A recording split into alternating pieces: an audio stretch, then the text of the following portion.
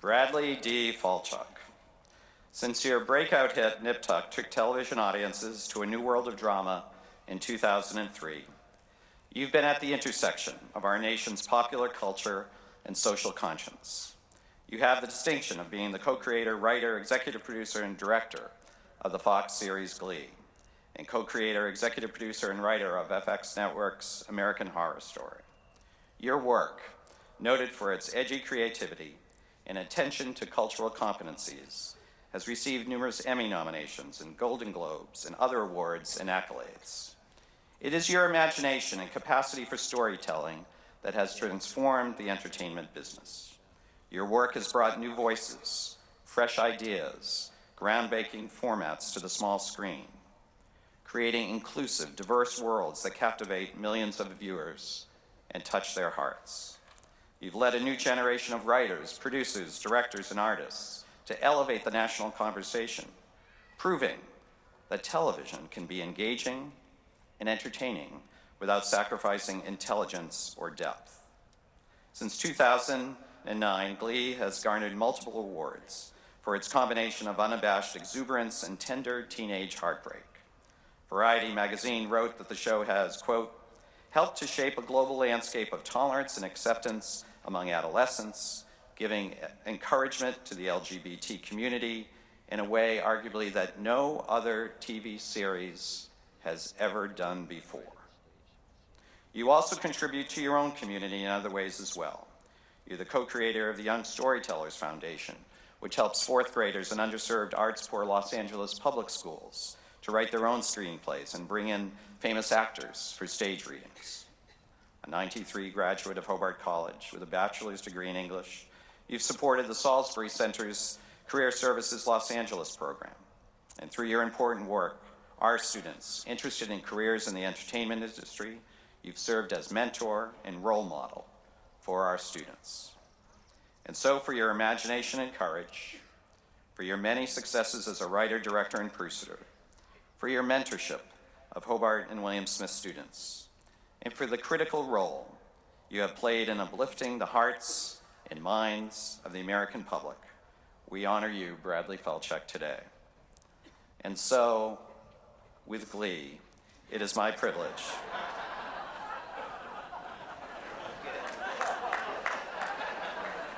I've been waiting a year. By the powers vested in me by the Board of Trustees to confer upon you, Bradley Falchuk, this honorary degree of Humane Letters, honoris causa, with all the rights and privileges thereto pertaining. Congratulations.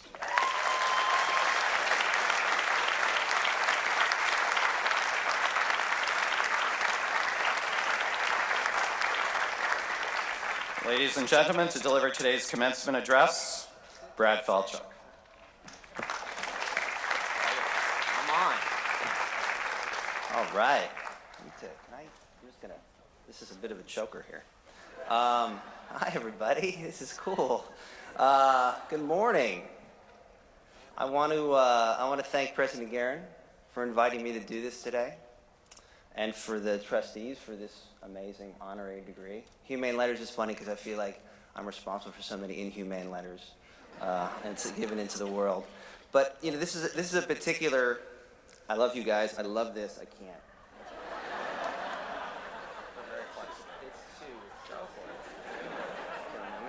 I'm gonna get undressed. Fuck it.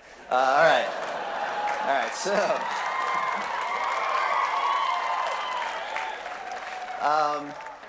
you know, this is a very particular kind of honor to be asked to speak here because it's very personal.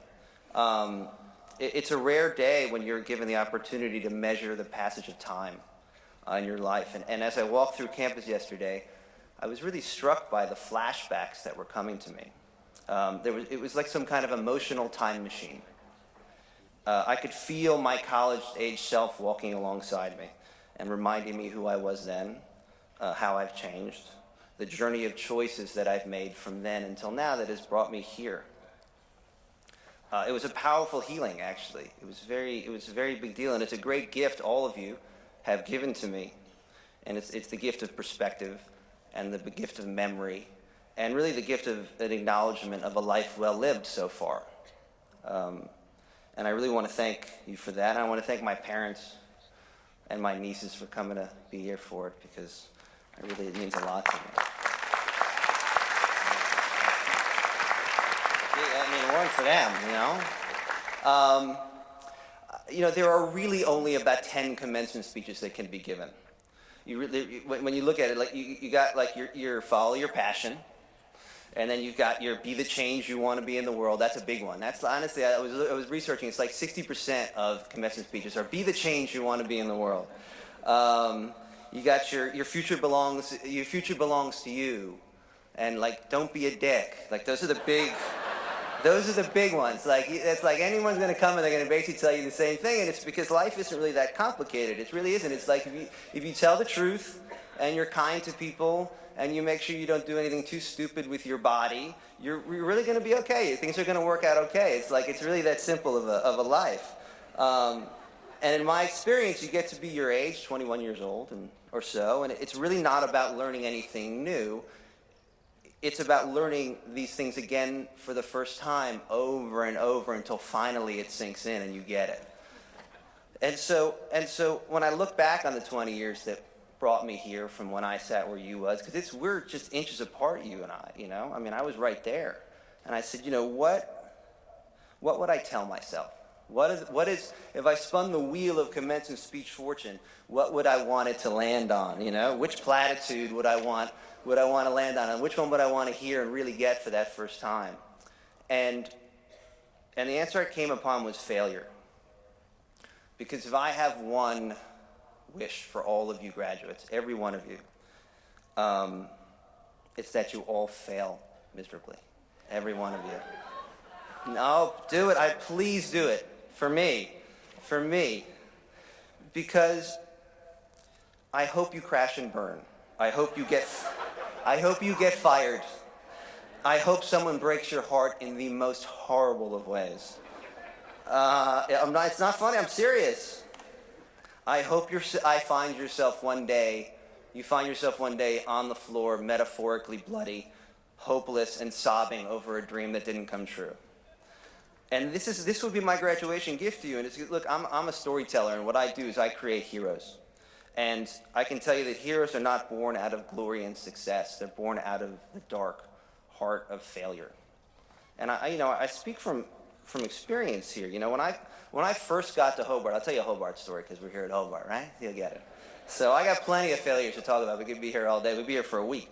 But I'll talk about the Hobart one. When I first got here, I was not the sturdy, worldly man about town that you see here before you today. I had a unibrow.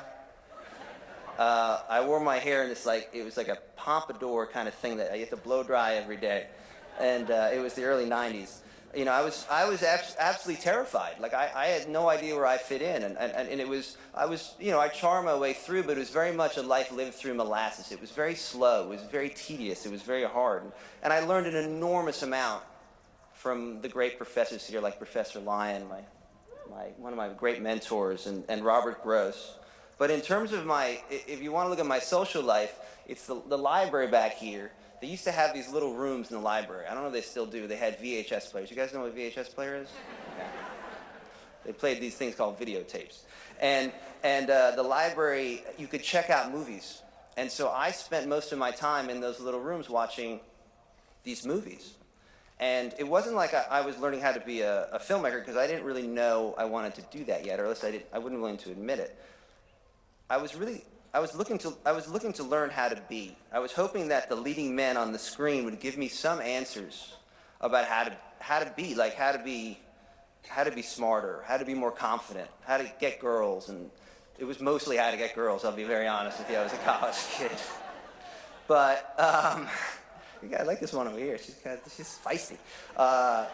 But Cary Grant's lines didn't come as good coming out of my mouth, and there was no costume designer in my closet that got me a pair of jeans that could actually fit. It didn't work. And so I looked around campus for role models. Like I couldn't get it on the screen, so I looked around campus, and where can I find some campus role models? And I said to myself, who are the coolest dudes here?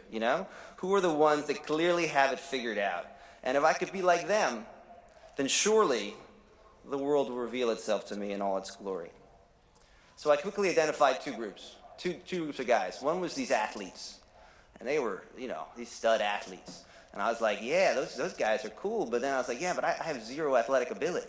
There's no way I'm making a lacrosse team. I'm not fast. I'm slow. I have no qualities that would make me a good athlete. And so at the time, it's like I'm looking, and the other guys, that was a big thing then. They had these fraternities on campus, and these fraternity brothers, they seem like the way to go. And if you know me, anyone knows me, that's not my scene. But it didn't matter. I needed to get in somewhere, and this seemed like a brilliant idea. And so I looked around. I chose the house I knew would be right for me. It was one called Sigma Chi. I was like, those are the guys, man. These dudes were the smoothest of the smooth. They wore their baseball caps down it had a perfect curve and real low. And somehow, even when it was low, they could see through. They could see you, even though the cap was real low, And they always were talking to the cute girls, and they made Steely Dan seem super cool. And they had this magical ability to somehow drink every night and then get to class the next day with zero physical impact on their lives. It was amazing. I was like, who are these amazing men? And they had this super house, the best actual house that I wanted to live in. It was at 775 South Main. It's this big old Victorian at 775 South Main. And it's that's where I wanted to live. This was Mount Olympus. They were gods, and I absolutely needed to join their club. And then once I did, I knew the world would know who I was. Then, at that point, there would be someone and something to define me. If I could just get with them, that's all I needed. Now, sidetrack a little. A couple months ago, I was listening to a Springsteen bootleg. And that's because pretty much if you catch me doing anything, I'm probably doing that. And he said this amazing thing. He said, before you pick up your first guitar, before you write your first song, before you sign your first record deal, you have to lay awake in bed at night and dream yourself to be. And this is how we relate to the world. We dream ourselves to be, and then we give that dream to the world. And back then, I dreamed myself to be a ghost. I was just some extra in a larger movie that was going on around me. I was a shell that needed to be filled to be worthwhile, and one that could only be defined by some outside force. And I knew if I could just get into that fraternity, I could finally be confident. I could be sexy. I could be important. I could be real. I could be a real person if I just had that thing to define me. And it's not like that ended after I left school. It's like that need to find the right external definition kept going. It's hold on. It's actually Hollywood's specialty. It's like you better find something to find you to be who you are. But it's not just in Hollywood. All of you are about to go out into the world, and you're going to be faced with the invitation to create yourselves in a new way. And the world will tell you something. It will tell you that you need to wait, that you need permission to be the hero you dream yourself to be. Not until you get that job can you do it. Not until you get that engagement ring. Not until you have those kids. Not until you buy that house. Not until you get to speak at your alma mater's commencement. That's the point when you have permission to be that dream you want to be. And that's a lie. You all have goals in your minds right now about what your future is. I talked to some students yesterday, and I said, what are your dreams? What are your dreams? And your version of getting into that fraternity. And they all seem super important and urgent right now. And if you leave here and in the next year and the next 2 you don't get those things, well, then why should you go on living? And if you do get them, that will be when life can really start. When you can breathe, like an imaginary finish line you're going to cross. But I think the thing to do is to take a second and step back from the goals. Because it's not actually the goals that you want. It's how you think attaining them is going to make you feel about yourself. But you don't need the goals to feel that way. Dream yourself to be the hero you see yourself as once those goals are achieved.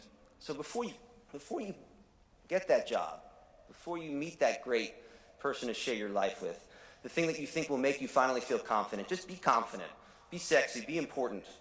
Don't believe the voice in your head that tells you have to have something to be something. Now, for me, I got rejected by that fraternity. I would have rejected me too. It wasn't their fault. But it was crushing.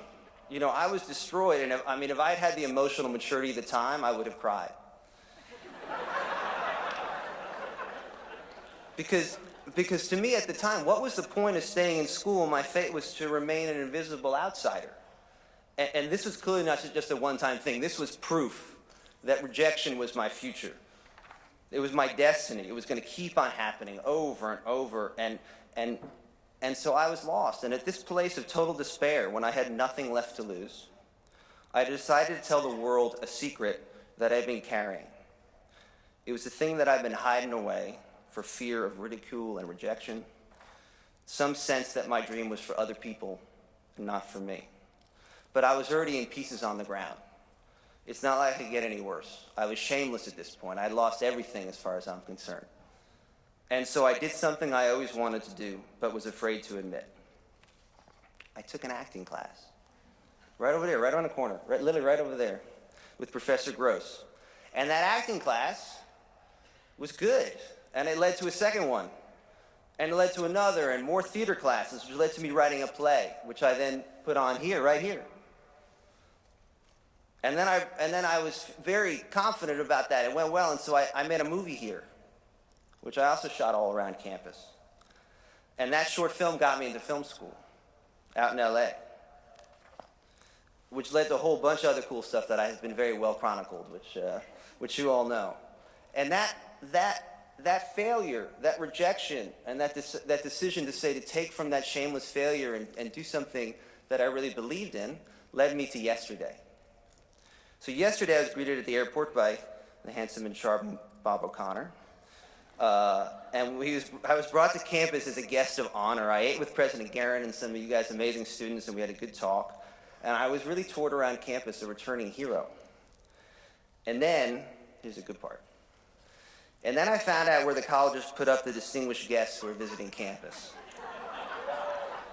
A few years back, the alumni bought this big old Victorian that used to be fraternity house at 775 South Main Street. Yeah,